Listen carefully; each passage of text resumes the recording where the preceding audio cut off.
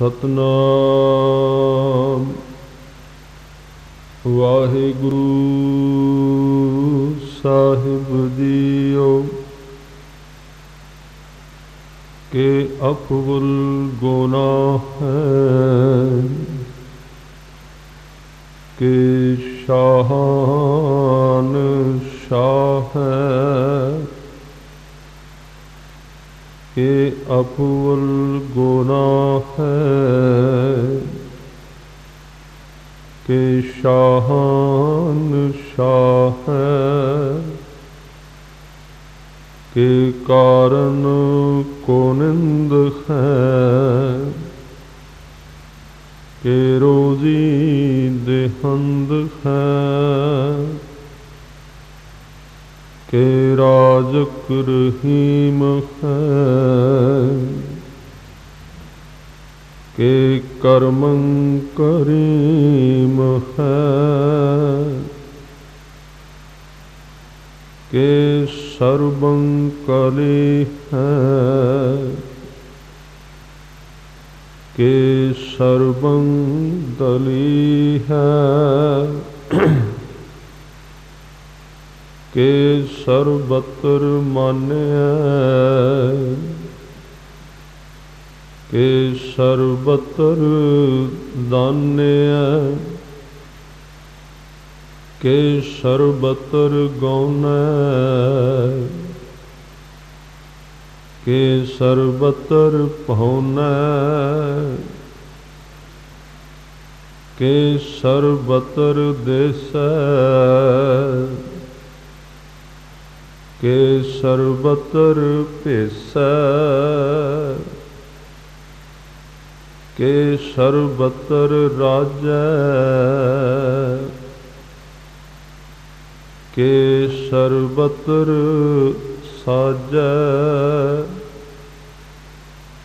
के सर्वत्र राज के सर्वत्र साज। वाहिगुरु जी का खालसा वाहिगुरु जी की फतेह। सतगुरु गरीब नवाज पातशाह सर्व कला समर्थ दीन दुनिया दे मालिक सतगुरु गुरु ग्रंथ साहिब जी दे पावन पवित्र दरबार विच अमृत वेले हाजरी भर के जीवन सफल कर रहे हो। अज दा जो विचार अधीन विषा है गुरु कलगीधर पातशाह जी दे मुखारबिंद तो उचारण कीती हुई पावन पवित्र बाणी जाप साहिब दे कुछ संत आप जी ने सरवण कीते। सतगुरां ने अज दे शब्द विच संत विच बचना विच किरपा कीती। कहंदे कि अफवल गुनाह है। इहदे तो पहला एक शब्द कहा कहन लगे कि गैबुल गैब है। गैब का मतलब है अंतरजामी, जिहड़ा बिल्कुल गुप्त गल्लां नूं जाण लैंदा है, जिहड़ियां चीज़ां बाहरले समाज की पकड़ विच नहीं आउंदियां। तू गुप्त है ते बंदे दे गुप्त पापां नूं भी जाणदा है। साडे जीवन विच जिहड़े गुप्त पाप ने जो ढक के मनुख करदा है उन्हां नूं भी तू जाणदा है, अंदरों समझ लैंदा है, वेख लैंदा है, पढ़ लैंदा है कि की करके आया। इस तरह कहंदे कोई भी मनुख गुनाह करके उहदे तो उहदी नज़र तो बच नहीं सकता। एक बचन क्या बाणी विच कि अकाल पुरख ने मनुख दे मोढियां ते एक चित्रगुप्त रखिया है। बड़ी पुरानी रवायत है कि चित्रगुप्त ਮਨੁੱਖੀ ਜੀਵਨ ਵਿੱਚ ਕੀਤੇ ਜਾਣ ਵਾਲੇ ਸਾਰੇ ਕਰਮਾਂ ਨੂੰ ਵੇਖ ਕੇ ਲਿਖਦਾ ਹੈ। ਉਹ ਲੇਖਾ ਬਣਾ ਕੇ ਇਕੱਠਾ ਕਰਕੇ ਫਿਰ ਕਹਿੰਦੇ ਮਨੁੱਖ ਜਦੋਂ ਅਕਾਲ ਪੁਰਖ ਦੇ ਦਰਬਾਰ ਵਿੱਚ ਹਾਜ਼ਰ ਹੁੰਦਾ ਹੈ ਤੇ ਚਿੱਤਰਗੁਪਤ ਦੁਆਰਾ ਉਹਦੀ ਜ਼ਿੰਦਗੀ ਦਾ ਸਾਰਾ ਲੇਖਾ ਜੋਖਾ ਉਹਦੇ ਸਾਹਮਣੇ ਰੱਖਿਆ ਜਾਂਦਾ ਹੈ। ਉੱਥੇ ਫਿਰ ਉਹਦੇ ਕਰਮੀ ਹੋਏ ਵਿਚਾਰ, ਉਹਦੀ ਜ਼ਿੰਦਗੀ ਵਿੱਚ ਜੋ ਕੁਝ ਕੀਤਾ ਗਿਆ ਉਹਦੇ ਉੱਤੇ ਵਿਚਾਰ ਕੀਤੀ ਜਾਂਦੀ ਹੈ। ਸਤਿਗੁਰੂ ਨੇ ਇਸ ਵਚਨ ਨੂੰ ਕਿਆ ਕਹਿਣ ਲੱਗੇ, ਚਿੱਤਰਗੁਪਤ ਦਾ ਮਤਲਬ ਹੈ ਜਿਹੜੀ ਤਸਵੀਰ, ਜਿਹੜਾ ਕੈਮਰਾ ਦਿਸੇ ਨਾ ਤੇ ਸਾਡੀ ਰਿਕਾਰਡਿੰਗ ਕਰੀ ਜਾਏ, ਉਹਨੂੰ ਕਹਿੰਦੇ ਨੇ ਖੁਫੀਆ ਕੈਮਰਾ। ਕਿ ਗੈਬੁਲ ਗੈਬ ਹੈ, ਗੈਬ ਦਾ ਮਤਲਬ ਹੈ ਗੁਪਤ, ਖੁਫੀਆ,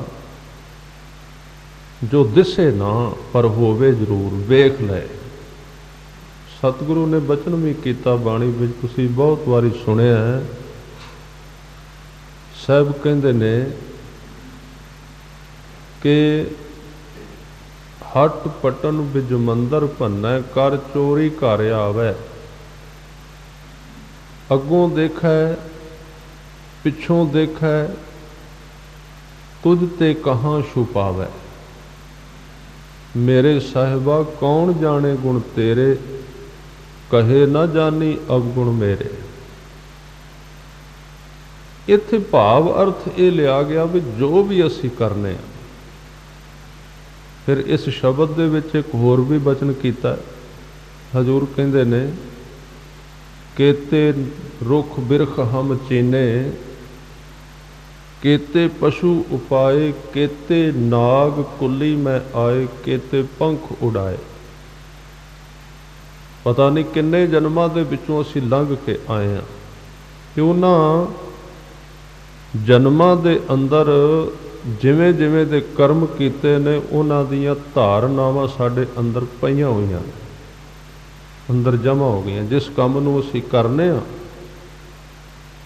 ਮਨ ਵਿੱਚ ਉਸ ਕੰਮ ਦਾ, ਉਸ ਕਰਮ ਦਾ, ਉਸ ਕਾਰਜ ਦੀ ਇੱਕ ਸੂਖਸ਼ਮ ਤਸਵੀਰ ਬਣ ਜਾਂਦੀ, ਦਿਸਦੀ ਨਹੀਂ।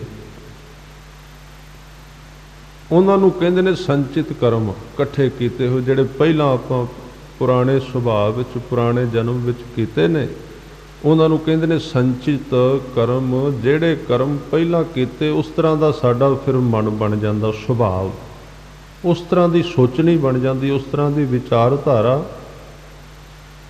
ਫਿਰ ਉਹ ਕਰਮ ਆਪਣੀ ਸ਼ਕਤੀ ਨਾਲ ਬੰਦੇ ਤੋਂ ਹੋਰ ਕਰਮ ਕਰਾਉਂਦੇ ਨੇ। ਇੱਥੇ ਆ ਕੇ ਧਾਰਮਿਕ ਬੰਦੇ ਦੇ ਜੀਵਨ ਵਿੱਚ ਬੜਾ ਵਿਰੋਧ ਪੈਦਾ ਹੁੰਦਾ ਹੈ, ਕਿਉਂਕਿ ਜਿਹੜੀ ਸਿੱਖਿਆ ਮਿਲਦੀ ਹੈ ਗੁਰੂ ਵੱਲੋਂ, ਉਹ ਉਹਨਾਂ ਕਰਮਾਂ ਤੋਂ, ਕੁਕਰਮਾਂ ਤੋਂ ਰੋਕਦੀ ਹੈ ਵੀ ਤੂੰ ਇਹ ਨਹੀਂ ਕਰਨੇ, ਇਹ ਪਾਪ ਹੈ। ਪਰ ਜਿਹੜੀ ਉਹਦੇ ਅੰਦਰ ਪੁਰਾਣੀ ਅਭਿਆਸ ਹੈ ਜ਼ਿੰਦਗੀ ਦਾ, ਉਹ ਅੰਦਰੋਂ ਜ਼ੋਰ ਦਿੰਦੀ ਵੀ ਕਰ, ਸੁਭਾਅ ਬਣਿਆ ਹੋਇਆ ਵਾਰ-ਵਾਰ ਕਰਨ ਦਾ। ਇੱਥੇ ਆ ਕੇ ਫਿਰ ਟਕਰਾਵ ਹੈ। ਇਕੱਲਾ ਆਦਮੀ ਇੱਥੇ ਕੁਝ ਨਹੀਂ ਕਰ ਸਕਦਾ, ਕਮਜ਼ੋਰ ਹੈ, ਕੋਈ ਸਿੱਖਿਆ ਕੰਮ ਨਹੀਂ ਦਿੰਦੀ ਉਹਨੂੰ, ਜਿੰਨਾ ਮਰਜ਼ੀ ਸੁਣੇ। ਇਹਨੂੰ ਬਾਬਾ ਫਰੀਦ ਜੀ ਨੇ ਕਿਹਾ, ਕੋ ਕਹਿੰਦਿਆਂ ਚਾਂਗੇਂਦਿਆਂ ਮੱਤੀ ਦਿੰਦਿਆਂ ਨਿੱਤ ਵੀ ਕਿਸੇ ਨੂੰ ਮੱਤ ਦਿੱਤੀ ਜਾਏ, ਹਰ ਰੋਜ਼ ਸਮਝਾਇਆ ਜਾਏ ਦੋਵੇਂ ਵਕਤ ਕਿ ਤੂੰ ਇਹ ਨਹੀਂ ਕਰਨਾ। ਕਹਿਣ ਲੱਗੇ ਉਹ ਕਿਵੇਂ ਰੁਕੇਗਾ? ਕਹਿੰਦਿਆਂ ਦਾ ਮਤਲਬ ਹੈ ਕੂਕ ਕੇ ਕੋਈ ਸਮਝਾਏ ਕਿਸੇ ਨੂੰ ਵੀ ਤੂੰ ਇਹ ਕਰਮ ਨਹੀਂ ਕਰਨਾ। ਚਾਂਗੇਂਦਿਆਂ ਦਾ ਮਤਲਬ ਹੈ ਚਾਂਗਰਾ ਮਾਰ ਕੇ, ਚੀਕਾ ਮਾਰ ਕੇ ਸਮਝਾਏ। ਮੱਤੀ ਦਿੰਦਿਆਂ ਨਿੱਤ ਸਮਝਾਇਆ ਜਾਏ। ਜੋ ਸ਼ੈਤਾਨ ਮੰਝਾਇਆ, ਜਿਹਦੇ ਮਨ ਵਿੱਚ ਪੁਰਾਣੇ ਕੀਤੇ ਹੋਏ ਕੁਕਰਮਾਂ ਦਾ ਸ਼ੈਤਾਨ ਬੈਠਾ ਹੋਇਆ ਹੈ, ਸੇ ਕਿਤ ਫੇਰੈ ਚਿੱਤ, ਉਹ ਬੰਦੇ ਦੇ ਚਿੱਤ ਨੂੰ ਗੁਰੂ ਦੀ ਸਿੱਖਿਆ ਤੇ ਕਿਵੇਂ ਚੱਲਣ ਦੇਗਾ? ਸਿੱਖਿਆ ਕੰਮ ਨਹੀਂ ਦਿੰਦੀ। ਬੜੀਆਂ ਸਿੱਖਿਆਵਾਂ ਨੇ, ਤੁਸੀਂ ਵਹਿੰਦੇ ਹੋ, ਕਈ ਵਾਰੀ ਬੋਲਣ ਵਾਲੇ ਵੀ ਕਹਿੰਦੇ ਸੁਣਦੇ ਬੜਾ, ਉਹ ਮੰਨਦੇ ਨਹੀਂ। ਕਿਵੇਂ ਮੰਨਣਗੇ ਵਿਚਾਰੇ? ਇਕੱਲਾ ਸੁਣਨ ਨਾਲ ਨਹੀਂ ਮੰਨਿਆ ਜਾਏਗਾ। क्योंकि ਉਹਦੇ अंदर ਜਿਹੜਾ है विकार बड़ा बलवान है, बड़े चिर दा कर रहा, ਉਹਦੀ अंदर पकड़ गहरी है बड़ी। वो वार वार बात आदमी नूं फिर उस राह ते उस घाट ते उस लीक विच खिच के ले जांदा है। कोई उत्थे सियाणप काम नहीं करेगी। सतगुरु ने बचन भी कीते ने, सहस सियाणपां लख होहे।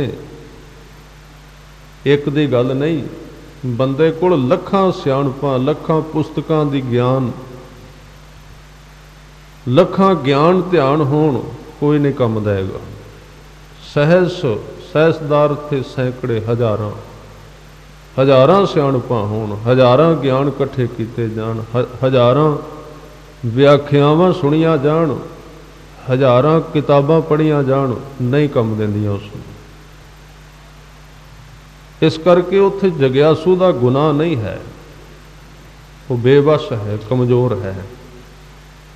सहस सियाणपां लख होहे तां एक ना चलै नाल, एक भी नाल नहीं चलेगी। किहड़े नाल? इत्थे आम अर्थ ये कीते जांदे ने भी जदों बंदा परलोक विच जाएगा नाल नहीं, इहदे अर्थ नहीं।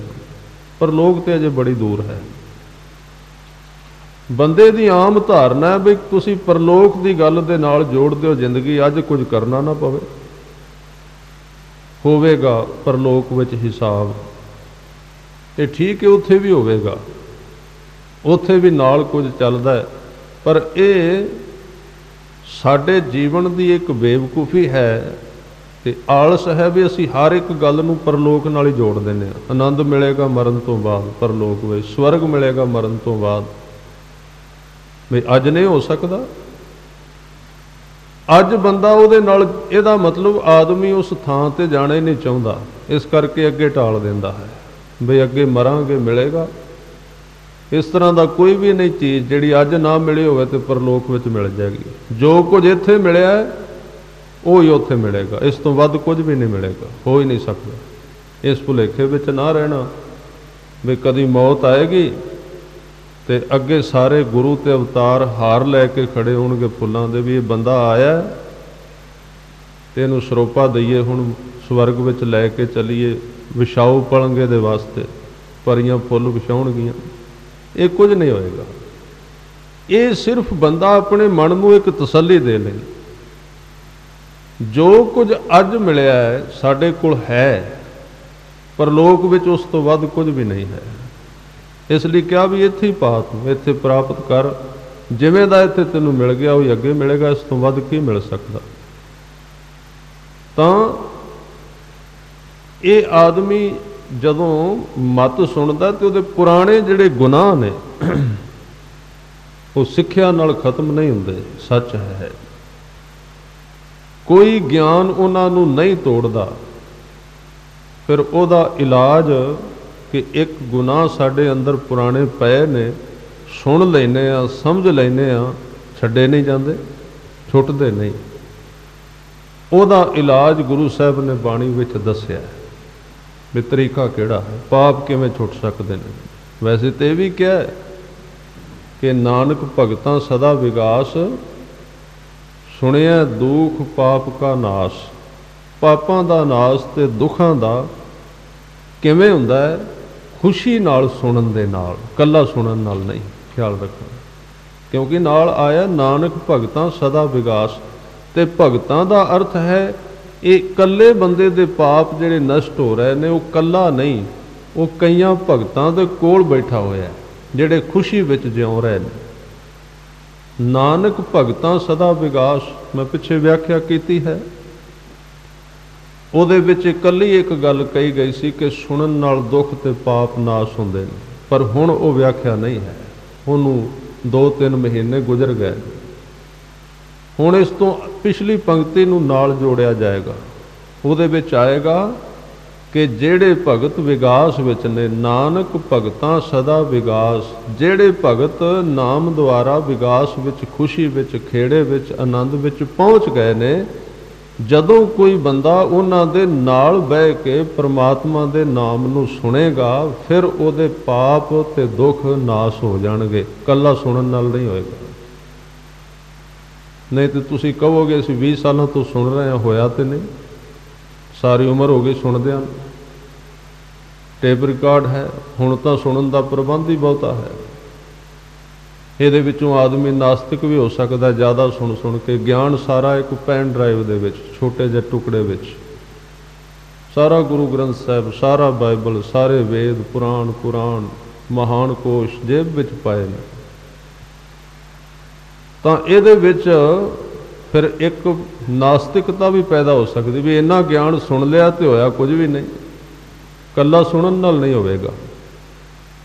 ਜਿੰਨਾ ਚਿਰ ਨਾਨਕ ਭਗਤਾਂ ਸਦਾ ਵਿਗਾਸ, ਜਿੰਨਾ ਚਿਰ ਭਗਤ ਜਨਾਂ ਦੀ ਸੰਗਤ ਵਿੱਚ ਮਨੁੱਖ ਨਹੀਂ ਸੁਣਦਾ ਉਹਨਾਂ ਚਿਰ ਉਹਦੇ ਪਾਪਾਂ ਦਾ ਖਾਤਮਾ ਨਹੀਂ ਹੋ ਸਕਦਾ, ਸਮਾਪਤੀ ਨਹੀਂ ਹੋ ਸਕਦੀ। ਉਹਨਾਂ ਦੇ ਕੋਲ ਤੁਹਾਨੂੰ ਵਿਚਰਨਾ ਪਏਗਾ, ਰਹਿਣਾ ਪਏਗਾ। ਉੱਥੇ ਸੁਣਨ ਦੀ ਗੱਲ ਨਹੀਂ ਹੈ, ਸਿਰਫ ਸੰਗਤ ਦੀ ਗੱਲ ਹੈ।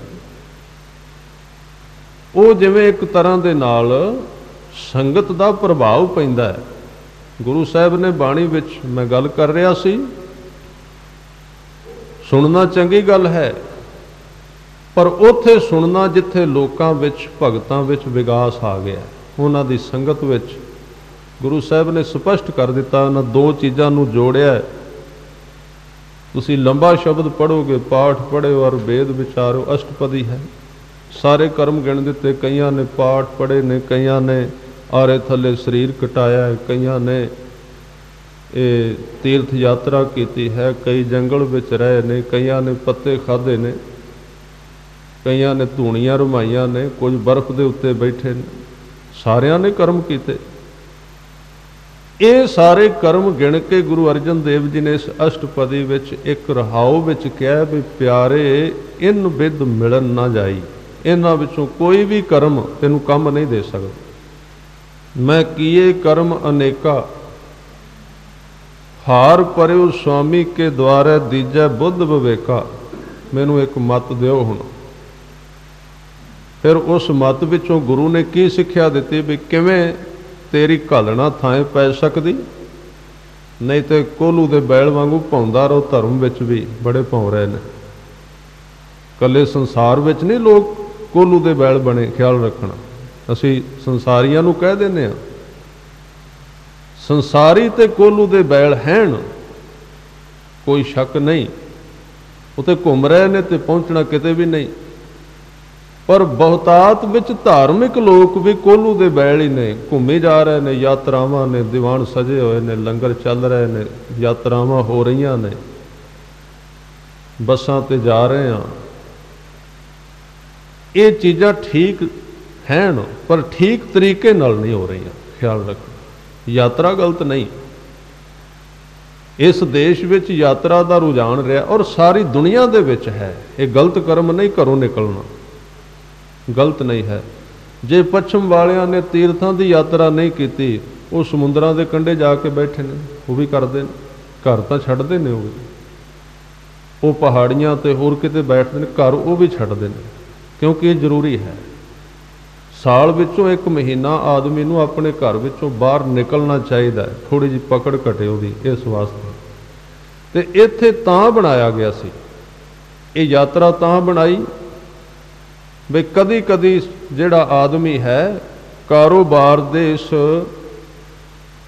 ਗੇੜ ਦੇ ਵਿੱਚੋਂ ਬਾਹਰ ਨਿਕਲੇ, ਇਹਨੂੰ ਥੋੜ੍ਹੀ ਜਿਹੀ ਹੋਸ਼ ਆਵੇ, ਇਹਦੀ ਸੁਰਤ ਥੋੜ੍ਹੀ ਜਿਹੀ ਹੌਲੀ ਹੋਵੇ, ਖਾਲੀ ਹੋ ਜਾਏ। ਕਿਉਂਕਿ ਹਰ ਰੋਜ਼ ਉਹੀ ਚੁੱਲ੍ਹ, ਉਹੀ ਤਵਾ, ਉਹੀ ਰਸੋਈ, ਉਹੀ ਸਾਰਾ ਕੁਝ। ਤਾਂ ਇਹਦੇ ਵਿੱਚ ਥੋੜ੍ਹੀ ਜਿਹੀ ਤਬਦੀਲੀ ਆਵੇਗੀ। ਯਾਤਰਾ ਕਰੇਗਾ, ਪਰ ਯਾਤਰਾ ਕੀਤੀ, ਤਖਤਾਂ ਦੀ ਯਾਤਰਾ ਕੀਤੀ, ਗੁਰਦੁਆਰਿਆਂ ਦੀ ਕੀਤੀ, ਮੰਦਰ ਮਸਜਿਦ, ਕੋਈ ਮੱਕੇ ਗਿਆ ਕਿਤੇ, ਪਰ ਉਹਦਾ ਪ੍ਰਯੋਜਨ ਜਿਹੜਾ ਸੀ ਉਹ ਸੰਸਾਰ ਤੋਂ ਓਨੇ ਦਿਨ ਵਾਸਤੇ ਉਪਰਾਮ ਰਹਿਣਾ ਸੀ, ਸੰਸਾਰ ਤੋਂ ਉੱਚੇ ਉੱਠਣਾ ਸੀ, ਖਾਣੇ ਪੀਣੇ ਤੋਂ ਉਪਰਾਮ, ਸਾਰਾ ਦਿਨ ਦੀਆਂ ਗੱਲਾਂ ਤੋਂ ਉਪਰਾਮ ਰਹਿਣਾ, ਆਪਣੇ ਸੰਸਾਰ ਦੇ ਸੰਬੰਧ ਘਟਾਉਣੇ ਉਹਨਾਂ ਦਿਨਾਂ ਵਿੱਚ। ਪਰ ਉੱਥੇ ਜਾ ਕੇ ਕੁਝ ਵੀ ਘਟਿਆ ਨਹੀਂ, ਇਸ ਕਰਕੇ ਉਹ ਵੀ ਕਾਮਯਾਬ ਨਹੀਂ। ਇਹ ਕਰਮ ਚੰਗੇ ਹੋ ਸਕਦੇ ਜੇ ਇਹਨਾਂ ਨੂੰ ਠੀਕ ਢੰਗ ਨਾਲ ਕੀਤਾ ਜਾਏ, ਪਰ ਅਸੀਂ ਠੀਕ ਕਰਦੇ ਨਹੀਂ। ਉਹੀ ਈਰਖਾਵਾਂ ਰਸਤਿਆਂ ਵਿੱਚ ਨੇ, ਉਹੀ ਖਾਣੇ ਪੀਣੇ ਨੇ, ਉਹੀ ਗੱਲਾਂ ਬਾਤਾਂ ਨੇ। ਜਦੋਂ ਯਾਤਰਾਵਾਂ ਤੋਂ ਵਾਪਸ ਮੁੜਨੇ ਆ, ਜਦੋਂ ਗਏ ਸੀ ਉਦੋਂ ਕੋਈ ਵੈਰ ਵਿਰੋਧ ਨਹੀਂ ਸੀ, जदों वापस मुड़े उतों एक दूजे नाल कोई ना कोई ईर्खा इकट्ठी करके ले आए, तो फिर वो ठीक नहीं। सतगुरु ने बचन किया भी हार परयो स्वामी के द्वारा दीजै बुद्ध विवेका। ते पुछया फिर कि वो केड़ा कर्म है जिहदे नाल पाप ते दुखां दा खात्मा होवे। ते सतगुरु ने जवाब दिता, कहंदे हर कीरत साध संगत है, सिर करमन के कर्मा। हर कीरत दा मतलब सुनना ते जपना, ये एक हिस्सा है। दूजा कहन लगे साध संगत है, नानक भगतां सदा विगास। ये दो चीज़ां जिथे इकट्ठियां हो गई उत्थे पाप खत्म होने शुरू हो जाते हैं। जे कोई कला सुनता रहे, सिखता रहे, जपदा रहे, उहदे नाल पाप नहीं जाते। तुहाडे सामने रिजल्ट ने, लखां लोग पढ़ रहे ने, सुन रहे ने, व्याकरण सिख रहे ने, किन्नियां कुदे पाप खत्म होए ने, दुख किन्नियां कुदे गए। तो ये दो चीज़ां गुरु साहब ने अत लाजमी कर दित्तियां। एक नानक भगतां सदा विगास, उन्हां भगतां दी संगत जिहड़े विगास विच जाउंदे ने। ते एक सुनिया, एक सुनना प्यार दे नाल, तां इस ढंग दे नाल पाप जिहड़े ने, गुनाह जिहड़े ने खत्म हो सकदे ने। सतगुरु ने अज बचन कीता, कहंदे कि गैबुल गैब हैं। ये कल भी एक विशा सी विच इहदे अर्थ ने कि तू गुपत तो गुपत बंदे दे जीवन की प्रक्रिया नूं अंदरों वेख लेना है, जानदा है। दो तरह के पापी ने, एक वो पाप करन वाला है जिहड़ा पाप छड्डना चाहुंदा पर छुटदा नहीं। पैर की अड्डी तो लैके सिर की चोटी तक जोर ला रहा है। एक पापी बख्शे कौन जाते हैं, ख्याल रखो। यदि असी गलत भी व्याख्या की है कि पाप करें पंचां के वस रहे, तीर्थ नहाए कहें सब, उतरे बहुर कमाए होए निशंग। के पाप बख्शे जाते हैं, क्योंकि अज दा बचन है कि अफुअल गुनाह है, गुनाहां नूं तू बख्श देना है। ते ये जिहड़े फिक्रे ने कि वह बख्शनहार है, कृपा करन वाला है, पतित पावन है, दीन दयाल है, ये किन्ना वास्ते? जिन्हां दे मन दे विच, जीवन विच, पुराने भागां विच पाप इन्ना पिया है, उन्हां गुरु की मत सिक्ख्या सुन लई है, हुण छड्डना चाहुंदे ने पर छुटदी नहीं, छड्डना चाहुंदे छुटदी नहीं। उन्हां वास्ते ये शब्द सारे गुरबाणी विच आए ने कि पाप बख्शे जाते हैं। जिहड़ा आदमी ये मिथ के पाप करदा भी साडा गुरु बड़ा वड्डा है, जिन्ना मर्जी शराब पीओ, उन्हां वास्ते शब्द नहीं भी तू बख्शा जाएगा, वो तो मिथ के कर रहा। जिन्हां वास्ते ये जीवन है भी तुसी आम तुसी वेखोगे प्रवृत्ति भी जां पहला अखंड पाठ साहब करा लो, शादी करनी है तो अखंड पाठ साहब की बुकिंग भी करा दी है, पर शराब की बुकिंग भी करा दी नाल। इको आदमी गया, इको जेब विचों पैसे निकले, कुछ पैसे गुरुद्वारे दे आया पाठ लई, कुछ पैसे झटकाई नूं दे आया भी किन्नी तरह का मांस पकेगा, कुछ दे के आया शराब वालियां नूं, उधर बुकिंग करा के आया गुरु के कीर्तनियां कोल भी तुसी कीर्तन भी करना है, दूसरे पासे बुकिंग करा के आया नचन गाउण वालियां कोल भी। किवें दी बेईमानी है, किवें दा झूठ है, किवें दा पखंड है। असीं कहने भी कर्म कांड हुंदा ते कर्म कांड यही है, नूं ते असीं कदी कहा नहीं। साडे सज्जणा ने ये जरूर कह देणगे, जे कोई बंदा सुखमणी साहब दे 2 पाठ कर लेना उन्होंने कहणगे कर्म कांड कर रहा है, भी 2 बारी क्यों पढ़िया तू पाप कर लिया, ये कह देणगे। होर कहणगे भी ये बंदा हरमंदर साहब इशनान करके आया तो कर्म कांड है जी, सरोवर में इशनान करना, ये कह देणगे। पर उन्हों के मूँह कदी गल नहीं निकलेगी भी आप पखंड क्यों करते फिरदे हो, भी उधरों तुसीं रागियां दी बुकिंग करके आए, भी उन्होंने शादी तो बाद जां पहला कीर्तन करना साडे घर, उधरों तुसीं ਅਸ਼ਲੀਲ ਨੱਚਣ ਗਾਉਣ ਵਾਲਿਆਂ ਦੀ ਬੁਕਿੰਗ ਕਰਕੇ ਆ। ਇਹ ਕਰਮਕਾਂਡ ਨਹੀਂ ਤੇ ਹੋਰ ਕੀ ਹੈ, ਫਰੇਬ ਨਹੀਂ ਤੇ ਹੋਰ ਕੀ। ਪਰ ਸਾਡੇ ਜਿਹੜੇ ਬੁਲਾਰੇ ਨਾ, ਜਿਨ੍ਹਾਂ ਨੂੰ ਅਸੀਂ ਕਹਿੰਦੇ ਹਾਂ ਵੀ ਸੱਚ ਬੜਾ ਬੋਲਦੇ ਨੇ, ਨਿਧੜਕ ਬੜੇ ਨੇ, ਉਹ ਵਹਿੰਦੇ ਨੇ ਵੀ ਇਹ ਜਿਹੜੇ ਲੋਕ ਨੇ ਨਾ ਪਤਿਤ, ਇਹਨਾਂ ਨੂੰ ਖੁਸ਼ ਕਿਵੇਂ ਕਰਨਾ ਤੇ ਇਹਨਾਂ ਕੋਲੋਂ ਮਾਇਆ ਕਿਵੇਂ ਲੈਣੀ ਹੈ। ਉਹਨਾਂ ਦੀ ਗੱਲ ਨਹੀਂ ਕਰਨਗੇ ਵੀ ਤੁਹਾਡਾ ਵੀ ਗੁਨਾਹ ਕਿਤੇ ਹੈ, ਤੁਸੀਂ ਕੇਸ ਕਤਲ ਕੀਤੇ, ਸਿੱਖੀ ਨੂੰ ਦਾਗ ਲਾਇਆ, ਇਹ ਨਹੀਂ ਕਹਿਣਗੇ ਕਦੇ। ਉਹਨਾਂ ਨੂੰ ਪਤਾ ਉਹਨਾਂ ਦੇ ਮਨ ਦੀ ਧਾਰਨਾ ਕੀ, ਉਹ ਪੜ੍ਹ ਕੇ ਬੋਲ ਦਿੰਦੇ ਨੇ ਤੇ ਦੂਸਰੇ ਸੱਜਣ ਖੁਸ਼ ਹੋ ਜਾਂਦੇ। ਤਾਂ ਇਹੀ ਪਾਪ ਜਿਹੜਾ ਹੈ, ਜਿਹੜਾ ਮਿੱਥ ਕੇ ਕੀਤਾ ਜਾਂਦਾ ਵੀ ਪਹਿਲਾਂ ਕਰੋ ਪਾਪ ਸ਼ਾਦੀ ਵਿੱਚ ਤੇ ਬਾਅਦ ਵਿੱਚ ਕਰਾਓ ਅਖੰਡ ਪਾਠ, ਉੱਥੇ ਪਖੰਡ ਹੈ ਅਖੰਡ ਪਾਠ ਕਰਾਉਣਾ। ਅਸੀਂ ਸਾਰਿਆਂ ਨੂੰ ਇੱਕੋ ਰੱਸੇ ਵਿੱਚ ਬੰਨ੍ਹ ਦਿੱਤਾ ਵੀ ਤੁਸੀਂ ਪਾਠ ਕਿਉਂ ਕਰਾਉਂਦੇ ਹੋ, ਤੇ ਕਰਮਕਾਂਡ ਹੈ। ਕਰਮਕਾਂਡ ਉਹ ਹੈ ਵੀ ਤੁਸੀਂ ਮਿੱਥ ਕੇ ਪਹਿਲਾਂ ਪਾਪ ਕਰ ਰਹੇ ਹੋ ਤੇ ਫਿਰ ਅਖੰਡ ਪਾਠ ਕਰਾ ਰਹੇ ਹੋ, ਇਹ ਹੈ ਪਾਪ, ਇਹ ਪਖੰਡ ਹੈ, ਇਹ ਕਰਮਕਾਂਡ ਹੈ ਵੀ ਦੋਵੇਂ ਕੰਮ ਇੱਕੋ ਥਾਂ ਤੇ ਇਕੱਠੀ ਕਰੀ ਜਾਓ। ਤਾਂ ਕਿਹਨਾਂ ਨੂੰ ਬਖਸ਼ਿਆ ਜਾਂਦਾ, ਕਿਹਨਾਂ ਵਾਸਤੇ ਉਹ ਪਤਿਤ ਪਾਵਨ ਹੈ, ਦਿਆਲੂ ਹੈ, ਕਿਰਪਾ ਕਰਨ ਵਾਲਾ ਹੈ। ਸਤਿਗੁਰੂ ਨੇ ਇੱਕ ਗੱਲ ਯਕੀਨਨ ਕਰ ਦਿੱਤੀ, ਕਹਿਣ ਲੱਗੇ ਇੱਕ ਗੱਲ ਚੇਤੇ ਰੱਖ ਕੇ ਗੈਬੁਲ ਗੈਬ ਹੈ। ਗੈਬ ਅੰਦਰੋਂ ਪੜ੍ਹਨ ਵਾਲਾ ਹੈ, ਗੁਪਤ ਚੀਜ਼ਾਂ ਨੂੰ ਜਾਣ ਲੈਣ ਵਾਲਾ, ਅੰਤਰਜਾਮੀ ਹੈ, ਅੰਦਰੋਂ ਦੇਖ ਲੈਂਦਾ ਹੈ, ਅੰਦਰੋਂ ਪਰਖ ਲੈਂਦਾ ਹੈ, ਇੰਨਾ ਉਹਦਾ ਸੁਭਾਅ ਹੈ। ਤੇ ਫਿਰ ਜਦੋਂ ਕੋਈ ਆਪਣੇ ਜੀਵਨ ਦੇ ਕੀਤੇ ਹੋਏ ਗੁਪਤ ਪਾਪ ਆਪਣੇ ਰੱਬ ਨਾਲ ਸਾਂਝੇ ਕਰਨ ਲੱਗ ਪੈਂਦਾ ਹੈ, ਉਹਦੇ ਨਾਲ ਆਪਣੇ ਅੰਦਰ ਦਾ ਦੁੱਖ ਸਾਂਝਾ ਕਰਦਾ ਹੈ, ਫਿਰ ਉਹਦੇ ਵਾਸਤੇ ਸਤਿਗੁਰੂ ਸੱਚੇ ਪਾਤਸ਼ਾਹ ਜੀ ਕਹਿੰਦੇ ਕਿ ਅਫਵਲ ਗੁਨਾਹ ਹੈ। ਫਿਰ ਉਸ ਮਨੁੱਖ ਦੇ ਜਿੰਨੇ ਗੁਨਾਹ ਨੇ ਤੇ ਉਨੇ ਹੀ ਉਹਦੇ ਦੁੱਖ ਨੇ। ਖਿਆਲ ਰੱਖੋ, ਇਹ ਦੋਵੇਂ ਚੀਜ਼ਾਂ ਇੱਕ ਚੀਜ਼ ਦੇ ਦੋ ਨਾਮ ਨੇ, ਗੁਨਾਹ ਤੇ ਦੁੱਖ। ਕਈ ਵਾਰੀ ਆਪਾਂ ਕਹਿੰਦੇ ਫਲਾਣਾ ਬੰਦਾ ਦੁੱਖ ਗੁਨਾਹ ਬੜੇ ਕਰਦਾ ਪਰ ਦੁਖੀ ਨਹੀਂ ਹੈ,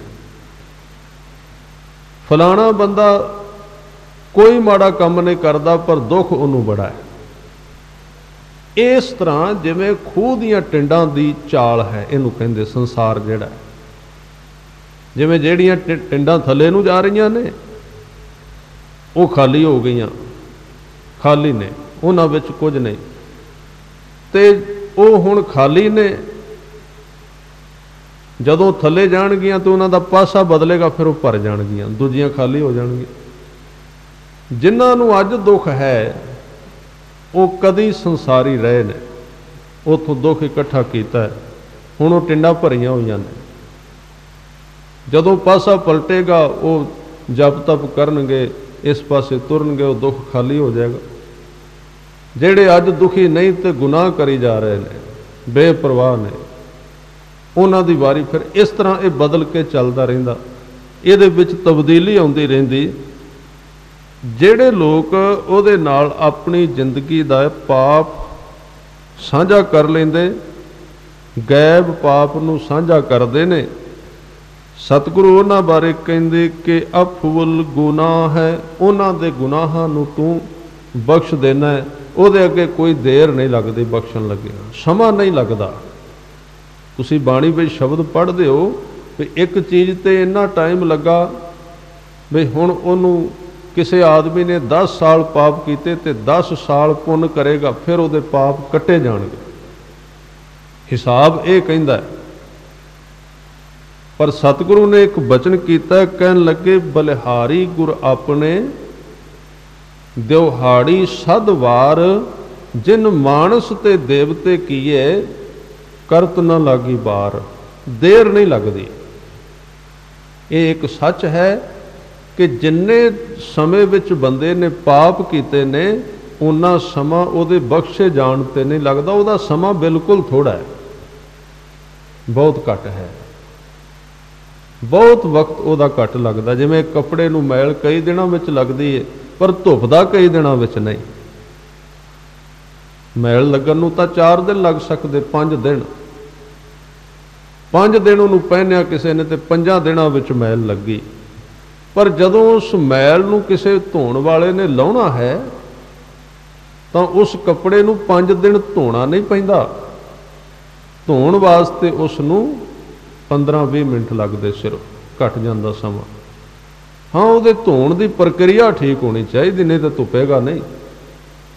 ਉਹਦੇ ਅੰਦਰ ਉਹਨੂੰ ਠੀਕ ਢੰਗ ਦੇ ਨਾਲ ਸਾਬਣ ਲਾਉਣਾ ਪਏਗਾ, ਠੀਕ ਢੰਗ ਦੇ ਨਾਲ ਪਾਣੀ ਪਾਉਣਾ ਪਏਗਾ, ਮਲਣਾ ਪਏਗਾ, ਉਸ ਨੂੰ ਵੇਖਣਾ ਪਏਗਾ ਚੰਗੀ ਤਰ੍ਹਾਂ, ਤਾਂ ਉਹਦੀ ਮੈਲ ਉਤਰੇਗੀ। ਜੇ ਉਹਦੇ ਵਿੱਚ ਗਾਫਲਤਾ ਹੋ ਗਈ, ਹੋ ਸਕਦਾ ਮੈਲ ਲੱਗੀ ਸੀ 5 ਦਿਨਾਂ ਵਿੱਚ ਨਾ ਲੱਥੇ ਤੇ 5 ਸਾਲ ਵੀ ਨਾ ਲਵੇ, ਫਿਰ ਠੀਕ ਨਹੀਂ ਹੋਵੇਗਾ। ਇਸ ਕਰਕੇ ਉਹਨਾਂ ਸਮਾਂ ਨਹੀਂ ਲੱਗਦਾ। ਜਦੋਂ ਕਿਸੇ ਕਬਾੜ ਦੇ ਢੇਰ ਨੂੰ ਸਾੜਨਾ ਹੁੰਦਾ ਹੈ ਤੇ ਉਹਦਾ ਵਜ਼ਨ ਲੱਖਾਂ ਮਣ ਹੋ ਜਾਏ, ਉਹਨੂੰ ਸਾੜਨ ਵਾਸਤੇ ਲੱਖ ਮਣ ਅੱਗ ਨਹੀਂ ਚਾਹੀਦੀ।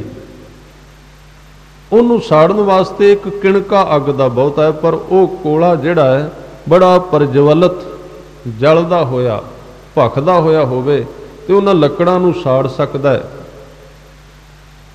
ਤਾਂ ਪਾਪ ਕਦੋਂ ਖਤਮ ਹੁੰਦੇ ਨੇ?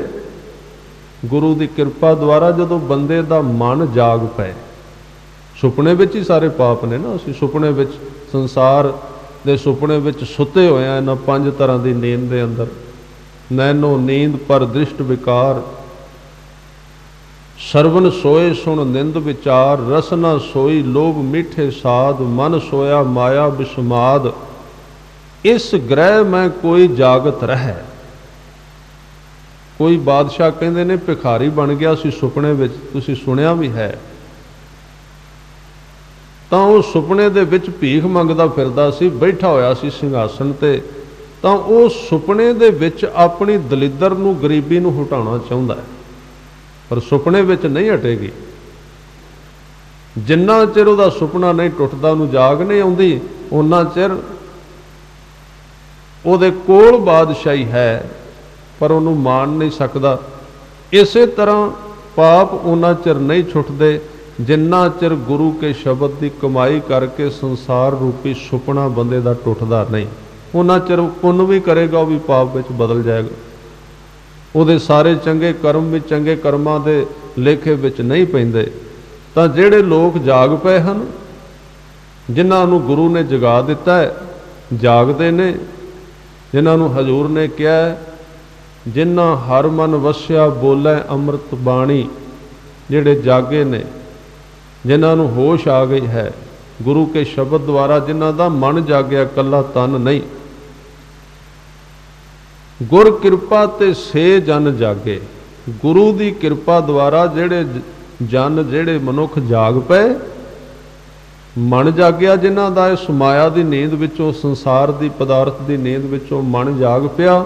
ਬੋਲੇ ਅੰਮ੍ਰਿਤ ਬਾਣੀ, ਕਹਿ ਨਾਨਕ ਸੋ ਤਤ ਪਾਏ, ਜਿਸ ਨੂੰ ਅਣਦਿਨ ਹਰ ਲਿਵ ਲਾਗੈ, ਜਾਗਤ ਰਹਿਣ ਵਿਹਾਣੀ।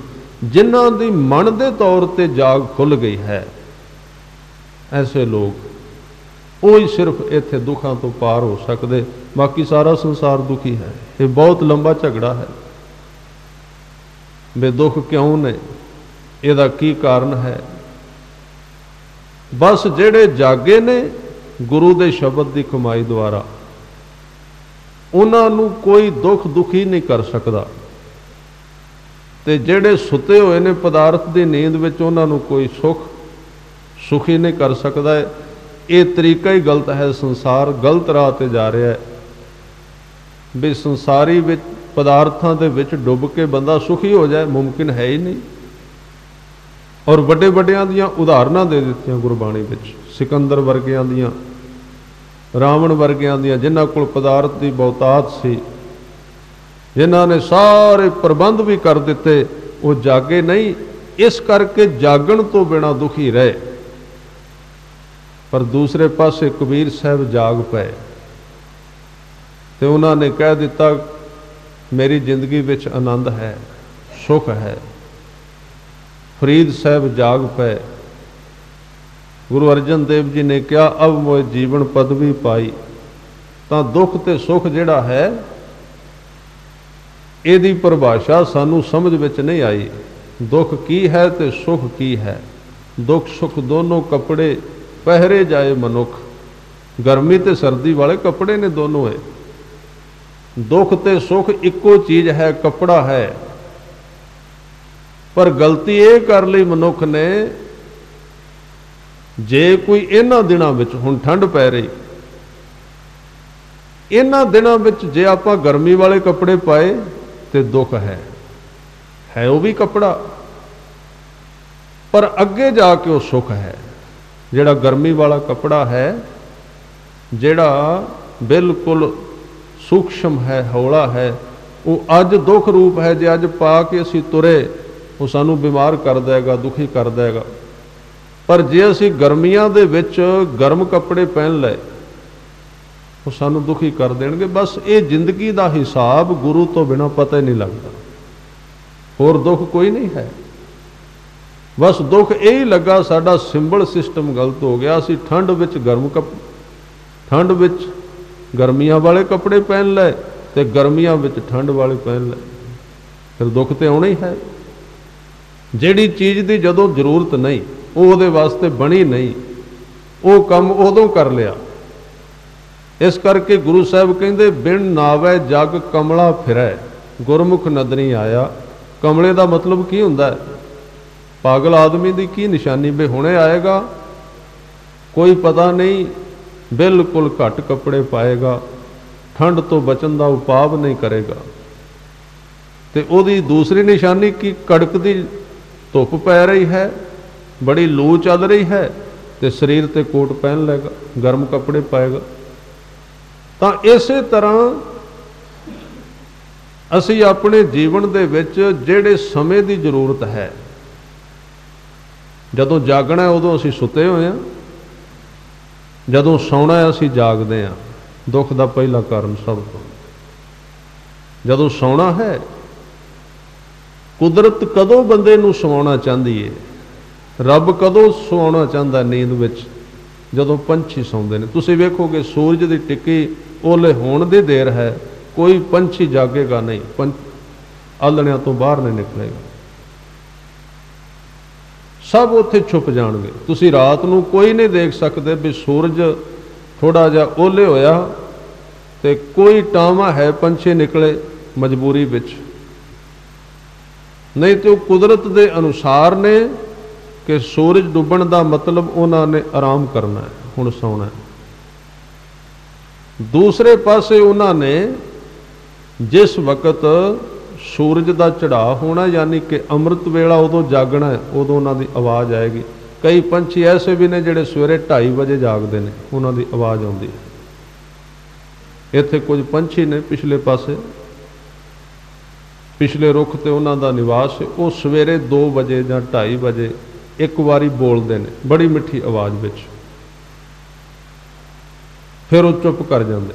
कोई उन्हां दी इबादत है, कोई उन्हां दा तरीका है। फिर वो दिन चढ़े अपने थां नूं छड्डदे ने। पर आदमी ने की कीता है? आदमी शाम नूं सूरज डुबदा है ते इहदा सूरज चढ़दा है शाम नूं, खास करके शहरां विच 12-1 बजे सोवेगा रात नूं, ते जदों सवेरे उठण दा वक्त उदों सुत्ता होया। कई तो सज्जन मैनूं ऐसे भी मिले, वो कहंदे असीं नितनेम भी रातीं कर लैंदे 12 ਤੋਂ 1, सवेरे क्यों नहीं करते? कहते सवेरे 9-10 बजे उठीदा है, सारा अमृत वेला सौ के गुजार दिता। हुण तुसीं वेखना पंछियां विच रोग कोई नहीं, दुख कोई नहीं, कोई पंछी रोगी नहीं है। हज किन्नी असीं कहने आबो हवा खराब है, कई कुछ है, तो तुसीं कदी कोई पंछी वेख्या भी बिस्तर ते डिग्या होया भी अज बीमार है?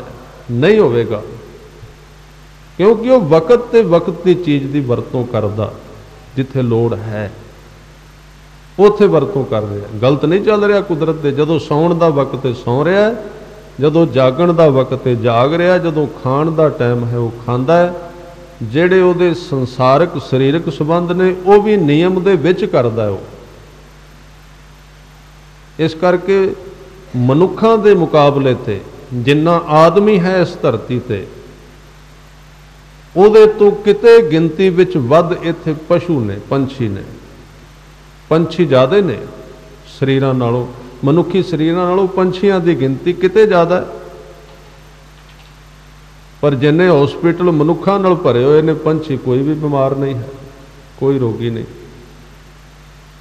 ਔਰ ਜਿਹੜੇ ਪੰਛੀ ਬੰਦੇ ਨੇ ਲਿਆ ਕੇ ਪਾਲਤੂ ਰੱਖੇ ਨਾ ਆਪਣੇ ਪਿੰਜਰੇ ਵਿੱਚ, ਉਹ ਬਿਮਾਰ ਹੋ ਗਏ। ਇੱਕ ਹੋਰ ਬੜੀ ਧਿਆਨ ਦੀ ਗੱਲ ਹੈ, ਜਿਹੜੇ ਤੋਤੇ ਜਾਂ ਕਬੂਤਰ ਜਾਂ ਹੋਰ ਪੰਛੀ ਡੱਕੇ ਨੇ ਆਦਮੀ ਨੇ ਖਰੀਦ ਕੇ ਆਪਣੇ ਪਿੰਜਰਿਆਂ ਵਿੱਚ, ਉਹਨਾਂ ਨੂੰ ਟੀਕੇ ਲੱਗਦੇ ਨੇ, ਤੁਸੀਂ ਵੇਖੋਗੇ ਉਹ ਰੋਗੀ ਨੇ। ਇਹਨਾਂ ਦੇ ਕੁੱਤੇ ਵੀ ਰੋਗੀ ਹੋ ਗਏ, ਬੰਦਾ ਆਪ ਤੇ ਰੋਗੀ ਹੈ ਤੇ ਜਾਨਵਰ ਤੇ ਪਸ਼ੂ ਪੰਛੀ ਵੀ ਰੋਗੀ ਹੋ ਗਏ। ਜਿਹੜੇ ਆਜ਼ਾਦ ਨੇ ਜੰਗਲ ਵਿੱਚ ਕੁਦਰਤ ਅਨੁਸਾਰ ਜੀ ਰਹੇ ਨੇ, ਉਹ ਨਾ ਪੰਛੀ ਰੋਗੀ ਨਾ ਪਸ਼ੂ ਰੋਗੀ ਹੈ। ਇਸ ਕਰਕੇ ਸਾਨੂੰ ਇਹ ਥੋੜਾ ਜਿਹਾ ਸੋਚਣਾ ਪਏਗਾ ਵੀ ਅਸੀਂ ਬੰਦੇ ਤਾਂ ਆਦਮੀ ਬਣਾਇਆ ਤੇ ਹੈ ਕੁਦਰਤ ਨੇ, ਪਰ ਸ਼ਾਇਦ ਇਸ ਜ਼ਿੰਦਗੀ ਨੂੰ ਅਸੀਂ ਆਪਣੀ ਬੇਸਮਝੀ ਕਰਕੇ ਨਰਕ ਬਣਾ ਦਿੱਤਾ ਹੈ, ਦੁੱਖ ਬਣਾ ਦਿੱਤਾ। ਗੁਰੂ ਸਾਹਿਬ ਨੇ ਬਚਨ ਵੀ ਕੀਤਾ, ਕਹਿੰਦੇ ਪਰੰਦੈ ਨਾ ਗਿਰਹਾ ਜਰ, ਦਰਖਤ ਆਬ ਆਸ ਧਰ, ਦੇਹੰਦ ਸੋਈ ਏਕ ਤੋਈ ਏਕ ਤੋਈ। ਤਾਂ ਮੈਂ ਜਿਹੜੀ ਬੇਨਤੀ ਕਰ ਰਿਹਾ ਸੀ ਕਿ ਪਾਪ ਕੀ ਹੈ ਤੇ ਦੁੱਖ ਕੀ ਹੈ, ਕਿਸੇ ਵੀ ਚੀਜ਼ ਦੀ ਗਲਤ ਵਰਤੋਂ ਤੇ ਬੇਸਮੇਂ ਦੀ ਵਰਤੋਂ, ਬੇਟਾਈਮ ਵਰਤੋਂ, ਉਹਨੂੰ ਹੀ ਦੁੱਖ ਕਹਿੰਦੇ, ਹੋਰ ਕੋਈ ਦੁੱਖ ਨਹੀਂ ਹੈ। ਵਕਤ ਤੋਂ ਬਿਨਾ ਦੁੱਖ ਹੈ।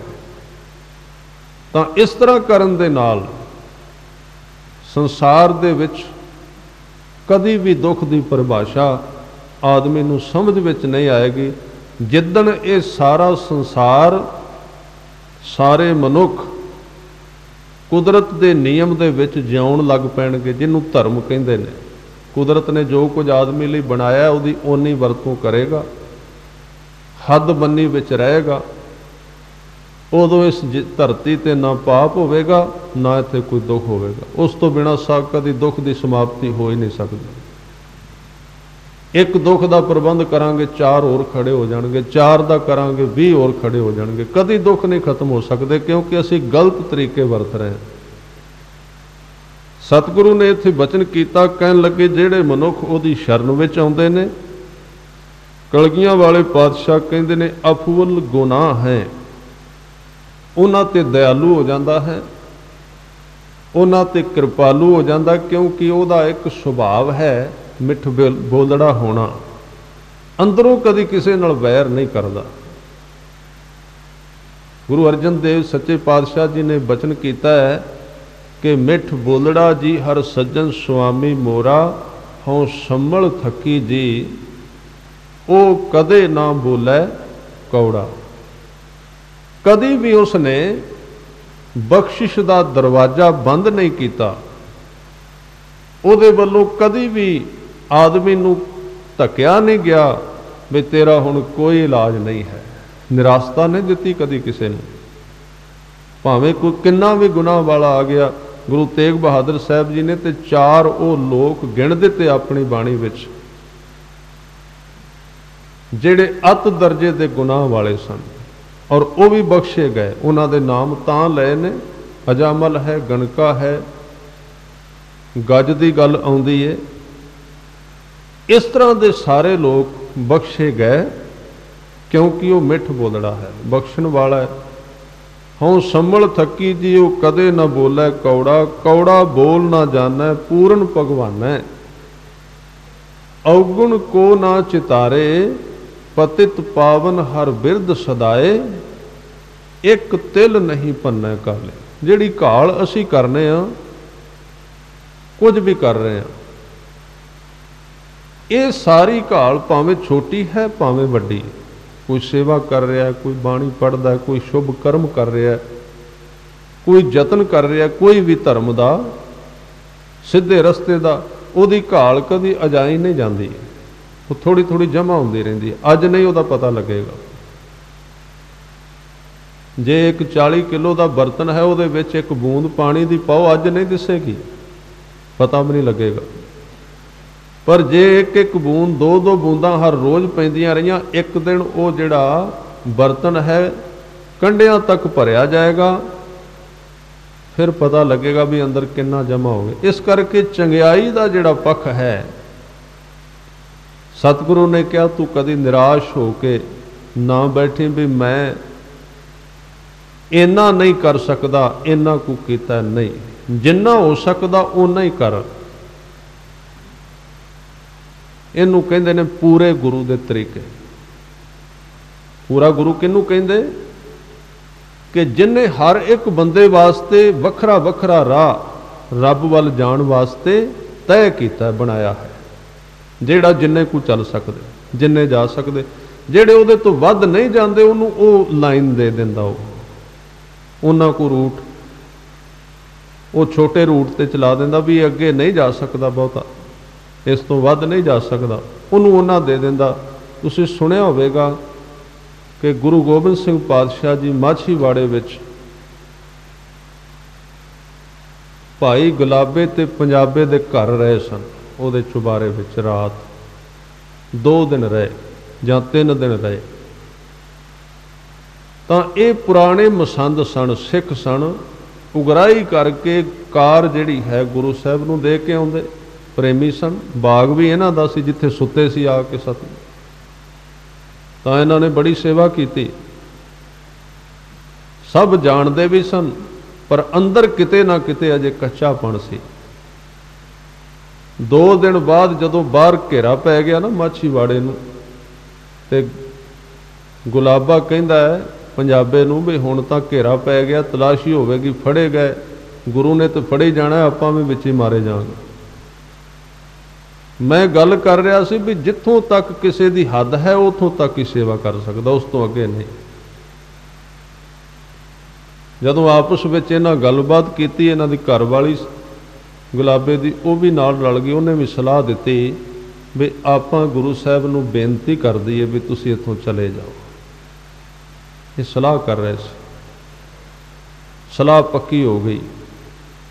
एक थाली दे विच माया दीयां मोहरां पाईयां गईयां, थोड़ा जिहा मिठा रख दिता, उत्ते कपड़ा पाउण लग पए भी चुबारे विच जाके गुरु गोबिंद सिंह जी दे अगे रख के टेक देंगे मत्था, आपे समझ जाणगे भी विदायगी वास्ते माया दिती है, विदायगी वास्ते भी हुण तुसीं चले जाओ। भी कहंदा नहीं, जिवें आपां स्टेज ते बोलदे हुंदे कई बारी प्रबंधक गल विच शरोपा पा देंदे भी ये समझ जाए, जे कोई ना समझे तो फिर माया वाला एक लिफाफा जिहा अगे लिया के रख देंगे भी हुण समाप्ति कर दो, जाओ इत्थों। उहदा अर्थ यह हुंदा है। इस तरह उन्होंने प्रबंध किया। पर सतगुरु अंतरजामी गैबुल गैब हैं। एक पासे थले सिख अपनी कीती हुई सेवा नूं खत्म करन दी योजना बना रहे हैं, सेवा सारी खत्म हो जाएगी पिछली, क्योंकि जदों उन्होंने शब्द कहने ना भी सतगुरु तुसीं साडे घरों चले जाओ, उन्हां शब्दां ने उन्हां दी कीती हुई सेवा की समाप्ति कर देनी है, क्योंकि गुरु नूं यह कहना ठीक नहीं, बड़ा वड्डा पाप सी, गुनाह सी। दूजे पासे अंतरजामी सतगुरु उत्ते वेख रहे ने भी इन्हां ने सेवा बड़ी कीती है, हुण अंदर डोल गया है। जे इन्हां ने मैनू कह दिता ना भी तुसीं चले जाओ, इन्हां दी सेवा गुआच जाएगी, पतित पावन है। सिख दी घालना नूं खराब नहीं करना चाहता, एक तिल नहीं भन्नै घाले। एकदम भाई दयाल सिंह जी नूं कहंदे ने अपने कपड़े इकट्ठे करो, असीं जल्दी जाना है। बड़ी काहली विच उठ पे भाई दयाल सिंह कहंदे महाराज शाम तक रुकीए, तुसीं काल ना करो, हनेरा होने वाला सी। पर सतगुरु बड़ी काहली विच थले पौड़ियां तो उतर गए। इन्ने चिर नूं गुलाबा ते पंजाबा वो विदायगी वाली थाली लैके माया 2 कुछ पौड़ियां चढ़ ही आए सन, सतगुरु अगों थले उतर गए। अजे उन्होंने शब्द कहना ही सी कि सतगुरु हुण किरपा करो तुसीं जाओ। सतगुरां ने पहले ही बचन कह दिते, गुलाबिया सानू बड़ी काहल है, असीं जाना है, इत्थों चले जाना। सिख दा पड़दा ढक लिया, बोलन नहीं दिता।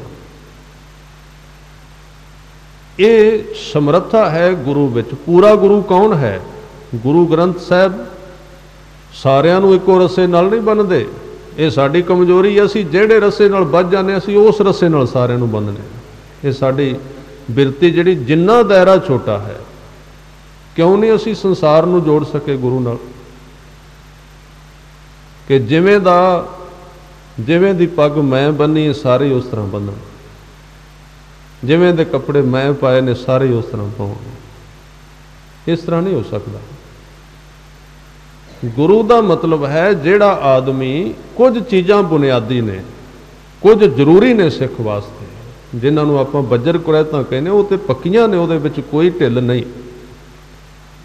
ਪਰ ਦੂਜਾ ਜਿਹੜਾ ਛੋਟਾ ਛੋਟਾ ਹੈ ਨਾ, ਬਈ ਕੋਈ ਜ਼ਿਆਦਾ ਜਪਦਾ, ਕੋਈ ਘੱਟ ਜਪਦਾ, ਕੋਈ ਜ਼ਿਆਦਾ ਸਵੇਰੇ ਜਾਗ ਲੈਂਦਾ, ਕਿਸੇ ਤੋਂ ਨਹੀਂ ਉੱਠਿਆ ਜਾਂਦਾ, ਕੋਈ ਜ਼ਿਆਦਾ ਦਾਨ ਕਰ ਸਕਦਾ, ਕੋਈ ਨਹੀਂ ਕਰ ਸਕਦਾ, ਉਹਨਾਂ ਸਾਰਿਆਂ ਨੂੰ ਕਿਵੇਂ ਇਸ ਰਾਹ ਵੱਲ ਲੈ ਕੇ ਆਉਣਾ? ਪੂਰੇ ਗੁਰੂ ਦਾ ਤਰੀਕਾ ਹੈ।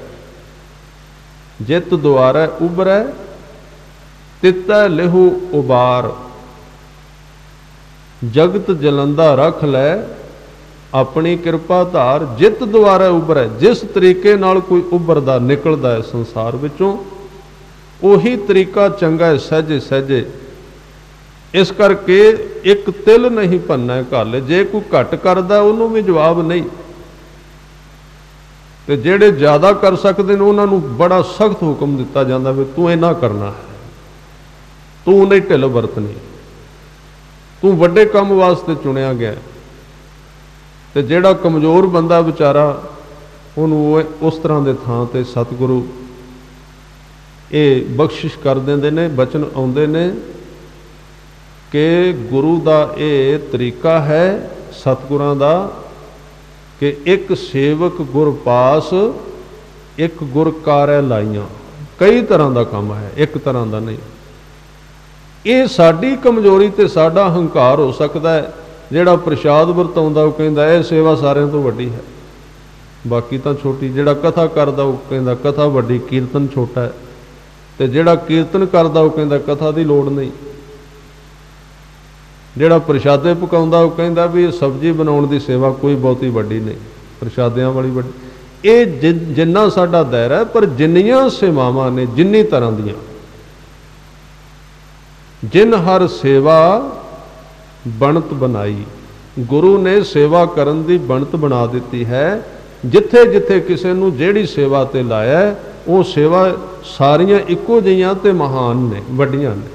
ਜ਼ਰੂਰੀ ਨਹੀਂ ਕਿ ਜਿਹੜੀ ਸੇਵਾ ਮੈਂ ਕਰ ਰਿਹਾ ਬਸ ਇਹੀ ਸੇਵਾ, ਬਾਕੀ ਹੈ ਨਹੀਂ। ਤਾਂ ਇਸ ਤਰ੍ਹਾਂ ਦੇ ਹੰਕਾਰ ਪਲਦੇ ਨੇ ਸਾਡੇ ਅੰਦਰ, ਇਸ ਤਰ੍ਹਾਂ ਦੀਆਂ ਬਿਰਤੀਆਂ ਜਵਾਨ ਹੋ ਜਾਂਦੀਆਂ ਨੇ, ਫਿਰ ਸੇਵਾ ਕੀਤੀ ਵੀ ਲੇਖੇ ਵਿੱਚ ਨਹੀਂ ਪੈਂਦੀ। ਇੱਕ ਤਿਲ ਨਹੀਂ ਭੰਨੈ ਘਾਲੇ, ਘਟ ਘਟ ਵਾਸੀ ਸਰਬ ਨਿਵਾਸੀ। ਨੇਰਾ ਹੂੰ ਤੇ ਨੇਰਾ, ਨਾਨਕ ਦਾਸ ਸਦਾ ਸਰਨਾਗਤ। ਹਰ ਅੰਮ੍ਰਿਤ ਸੱਜਣ ਮੋਰਾ। ਸਾਹਿਬ ਕਹਿੰਦੇ ਨੇ ਕਿ ਸ਼ਾਹਾਨ ਸ਼ਾਹ ਹੈ, ਤੁਸੀਂ ਸ਼ਾਹਾਂ ਦੇ ਸ਼ਾਹ ਹੋ। ਇਹ ਸ਼ਬਦ ਸਿੱਧੇ ਸਾਹਮਣੇ ਬੈਠ ਕੇ ਸਤਿਗੁਰਾਂ ਨੇ ਉਚਾਰਨ ਕੀਤੇ, ਤੁਸੀਂ ਸ਼ਾਹਾਂ ਦੇ ਸ਼ਾਹ ਹੋ।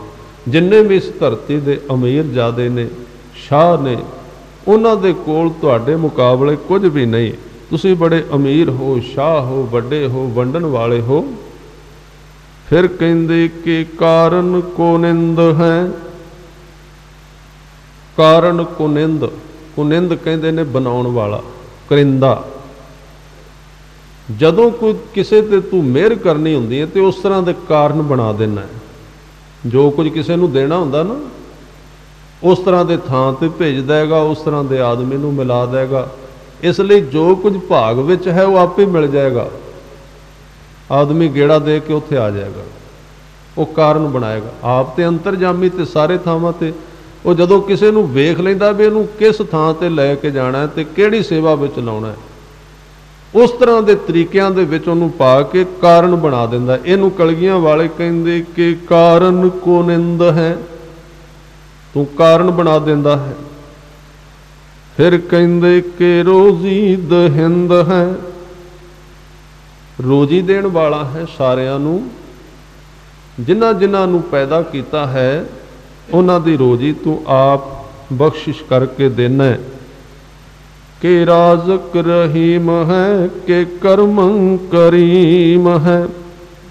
राजक रिजक देण वाला, पर नाल तू रहीम रहम करन वाला, दोवें गुण सांझे।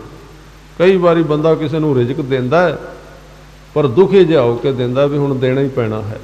जिवें दिहाड़ीदार नूं कोई दिहाड़ी देंदा, वो होर चीज़ है। देना ते खुश हो के देना, रहम विच देना, इनू कहंदे राजक रहीम। के राजक रहीम है, के कर्म करीम है।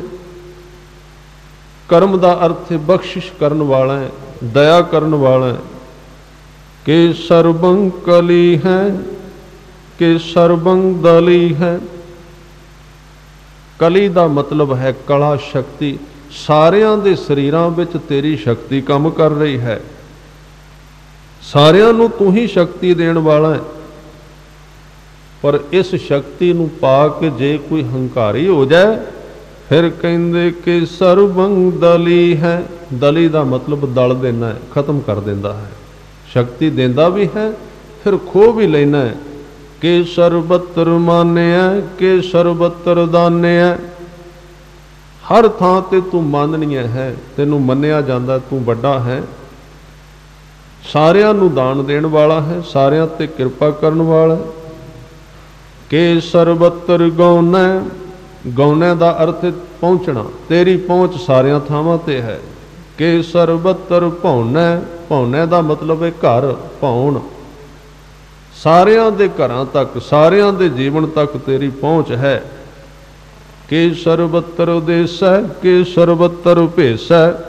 सारियां देशां विच तेरा निवास है, सारियां भेखां विच तेरा निवास है। के सर्वत्र राज है, के सर्वत्र साज है। सारियां दा तू राजा है, भाव रजिया होया, और सारा साजो समान तेरे कोल है। ये तेरियां बरकतां तेरे गुण ने। सतगुरु जाप साहब विच ये किरपा कर रहे ने।